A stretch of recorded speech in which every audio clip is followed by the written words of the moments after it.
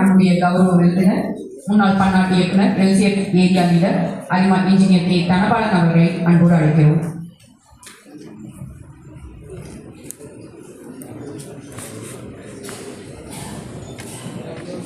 அனைவருக்கும் இனிய வணக்கம். ஒரு நல்ல திரைப்படம் என்பது யாராலும் யூகித்து வர முடியாத ஒரு முடிவு இருக்க வேண்டும். அப்படி இன்றைய விழாவில் நாங்கள் எல்லாம் மிகவும் எதிர்பார்க்காத ஒரு ட்விஸ்டை முன்னாள் பன்னாட்டு இயக்குனர் சம்பத் அவர்கள் சொல்லியிருக்கிறார்கள். நமது ஆளுநர் அவர்கள் மேஜர் டோனராக வந்தார்கள்.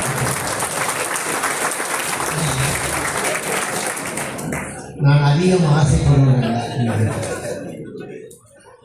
நம்முடைய ஆளுநர் பெருந்தகை ஒரு எம்ஜிஆர் கொடுத்தாலே மேஜர் டோனார் கொடுத்ததற்கான சமம் அதை தருவார் என்று நான் உறுதியாக இருக்கேன். அடுத்த ஆண்டுக்கு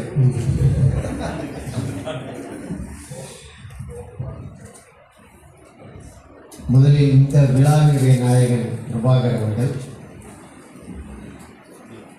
அவர் சாதித்த சாதனைக்காக வெளிநாட்டிலே இருக்கிற அவருடைய மகன் வாங்கி கொடுத்த சூட்டை முதல் முறையாக போட்டுக்கொண்டு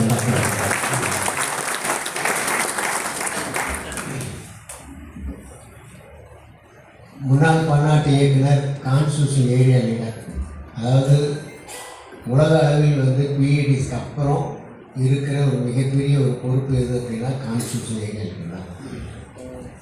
சம்பத் எனக்கு அப்புறம் பன்னாட்டு இயக்குனர் ஆனவர்.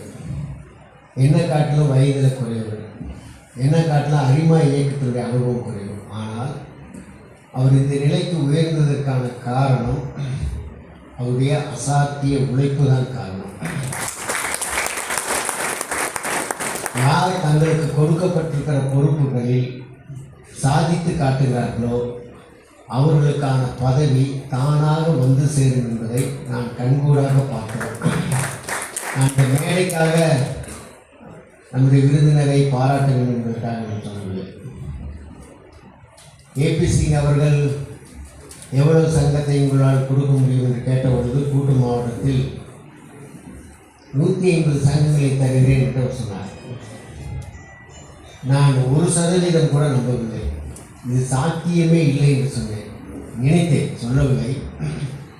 ஆனால் வருட இறுதியில் 160க்கும் மேற்பட்ட சங்கங்களை கொடுக்கக்கூடிய விளைவாகத்தான் இவரிடம் இந்த பொறுப்பை கொடுத்தால் சாதித்து காட்டுவார் என்று ஏபிசி நம்பியதனுடைய விளைவுதான் இந்த கான்ஸ்டியூஷன் ஏரியாவில் இருக்கின்ற ஒரு உயர் பதவி அவருக்கு கிட்டியிருக்கிறார்.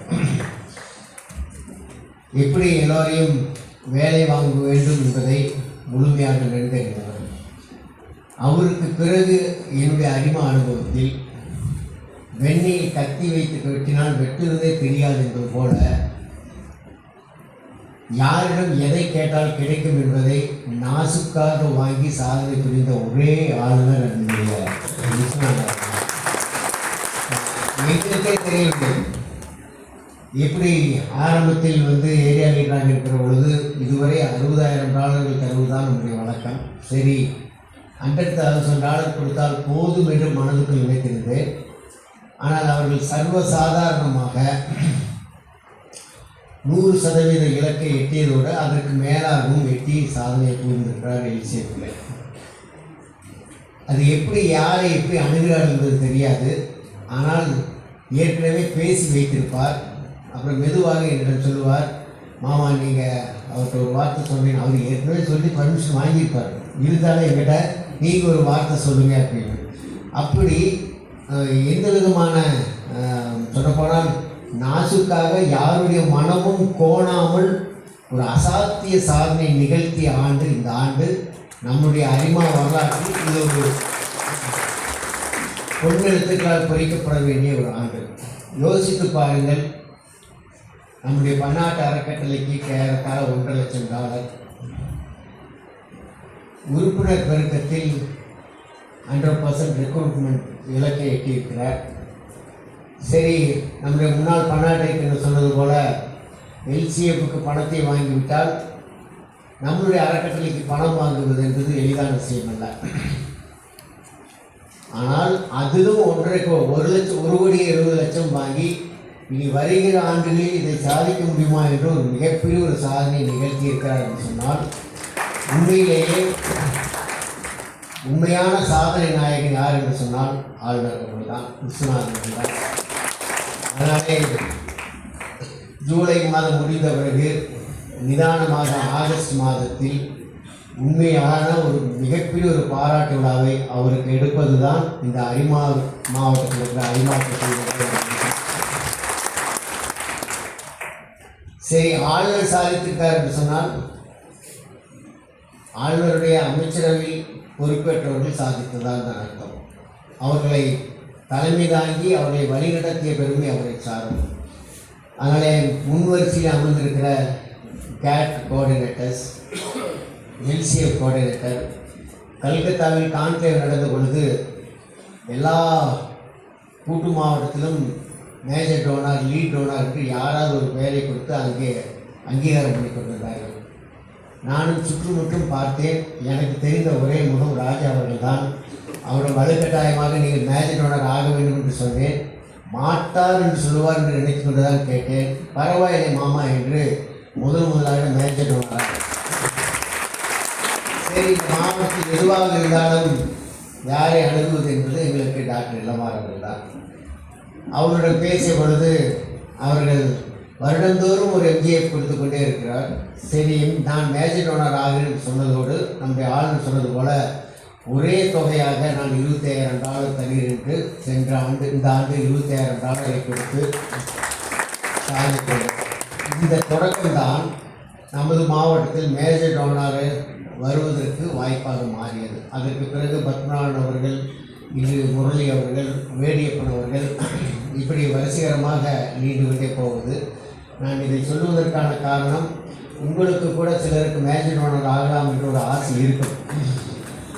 அதனால் எப்பொழுது கேட்பார்களோ என்று நினைத்து கொண்டிருக்கலாம். அதனால் இந்த மேடையின் வாயிலாக யாருக்கெல்லாம் மேஜர் டோனர் ஆக வேண்டும் என்று விருப்பம் இருக்கிறதோ அவர்கள் இந்த விழா முடிந்து என்னை அணுகலாம்.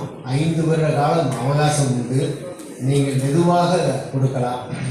மேஜர் டோனருக்கான அந்த படிவத்தில் நீங்கள் பூர்த்தி செய்து அனுப்பினால் உங்களுக்கான அங்கீகாரம் பன்னாட்டு அரிமா சங்கத்தினதும். நம்முடைய ஏரியா மாநாடு வருகிற பொழுது அவர்கள் மேடையை அழைத்து அவர்களை கௌரவிக்கிற பண்ணியிருக்கிறார். $1,60,000 வரும் ஆண்டு நம்முடைய பொன்னுசாமி அவர்களுக்கு இலக்காக வைத்திருக்கிறார். அந்த முன்னாள் பன்னாட்டு இயக்குனர் பேசுகிற பொழுது சொன்னார்கள், என்னுடைய பணி எளிது, காரணம் வாங்கிவிட்டால் அது திரும்ப போகாது என்று. ஆனால் அரிமாக்கள் அதை முழுமையாக புரிந்து வைத்திருக்கார்கள். இது போட்டு எடுத்துக்கலாம், அதனால் பிரச்சனை இல்லை, இது போட்டால் வராது என்பதற்காக ரொம்ப அவர்கிட்ட யோசிச்சிருக்கிறப்போ பன்னாட்டு தலைவராக இருக்கிற ஏபி சிங் அவர்கள் பதவி விலக போகிறார். எல்சிஎஃப்னுடைய அறக்கட்டளையுடைய தலைவராக ஆகப் போகிறார். பொதுவாகவே பன்னாட்டு தலைவராக இருந்து பணியாற்றி கீழே இறங்குபவர்களுக்கு அவருடைய பணிக்காக நாம் அவருக்கு அன்பளிப்பாக கொடுப்பது வழக்கம். ஆனால் ஏபி சிங் அவர்கள் எனக்கு ஒரு பைசா வேண்டாம், நீங்கள் தர வேண்டும் என்று நினைக்கிறது எல்லாம் நீங்கள் அறக்கட்டளைக்கு கொடுங்கள் என்று சொல்கிறார்கள். அதனாலே இந்தியாவில் மட்டும் $5 மில்லியன் ஜூலை 2ஆம் தேதிக்குள் பெறுவதாக ஒரு முடிவு செய்யப்பட்டு, அப்பொழுது கூட எல்லோரும் சொன்னார்கள் இந்த குறைந்த கால அவகாசத்தில் இது சாத்தியமே இல்லை என்று சொன்னார்கள். நண்பர்களே, நீங்கள் நம்ப மாட்டீர்கள், இப்பொழுது $5 மில்லியன் நோக்கி நாம் நகர்ந்து விட்டோம், சாதிக்க.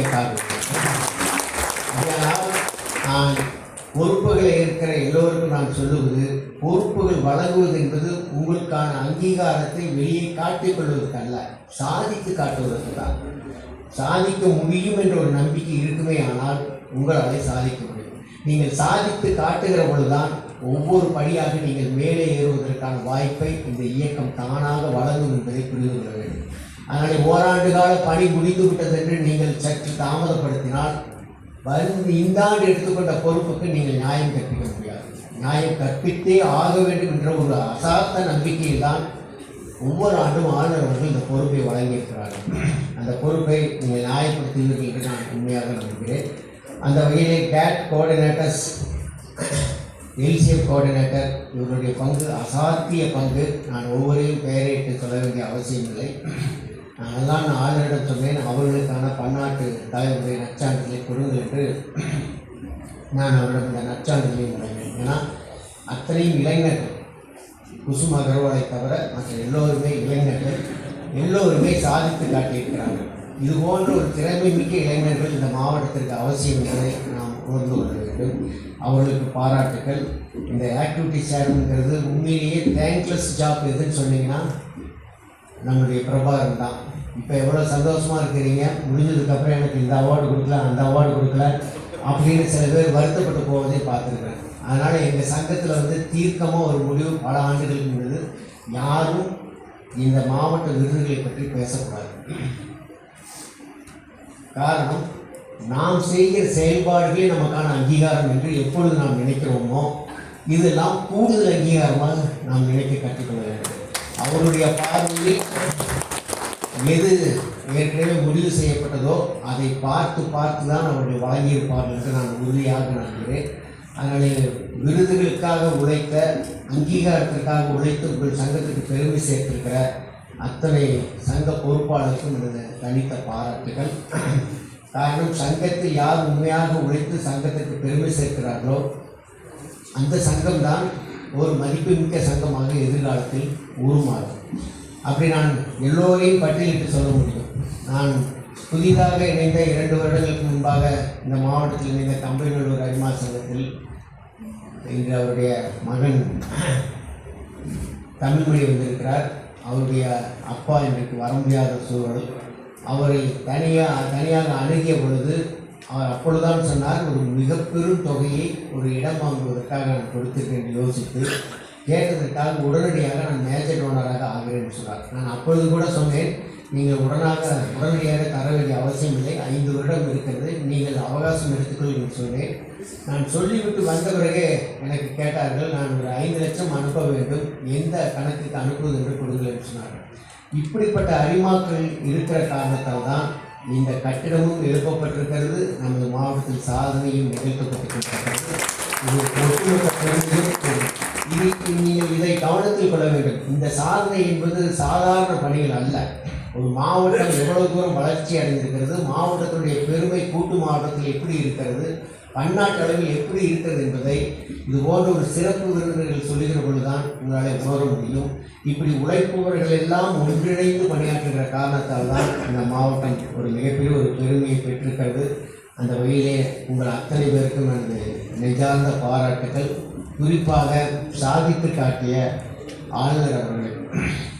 ஆளுநர் சாதிக்கிறார் என்று சொன்னால், நமது மாவட்டத்தில் எப்படி சாத்தியம் என்று சொன்னால், ஆளுநர் அவர்கள் அடுத்த ஆண்டுக்கான விதையை விதைக்கிறேன் என்று சொன்னது போல, எங்கள் ஆண்டுகளுக்காக நாங்கள் தேக்கி வைக்கக்கூடாது என்று 2 துணை மாவட்ட ஆளுநர்களும் அவருடைய ஆட்சி காலத்தில் ஒரு நாளும் அவருடைய ஆண்டு காலத்தை பற்றி ஒரு நாளும் யோசித்ததில்லை. இதை ஏனைய மாவட்டங்களில் இருக்குமா என்று சொன்னால் அநேகமாக இருப்பதற்கு வாய்ப்பில்லை.